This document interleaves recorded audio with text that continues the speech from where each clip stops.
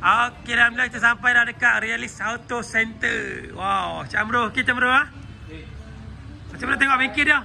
Dan nampaknya Realis Auto Center dah pun ready untuk menerima ketibaan kita lah. Siap dia makan tu. Makan. Masya-Allah. Allahu akbar, Allahu akbar. Cumanya kita masih menunggu Cik Fozan. Fozan token dia. Cik Fozan selaku token Realis Auto Bersih alhamdulillah. Center.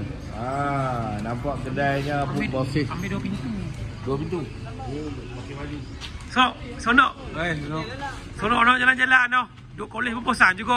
Kita jalan-jalan hari ni, kita ke bengkel hari ni. Ya. Bengkel Realis. Bengkel Realis. Hari ni kita boleh tengok apa? Barang-barang mechanical in real life. Kat sini. Mantap. So semua sini buku wifi lah. Yuk. Padu. Biar lepas ni kau Afiq nak buka kat Kelantan kedai gini Vi. Boleh Vi eh. Macam ni. Mana kawan-kawan lain masya-Allah.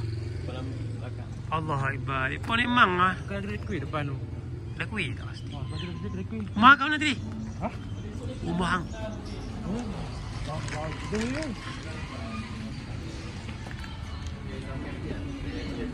Ada? Dekat Afrika.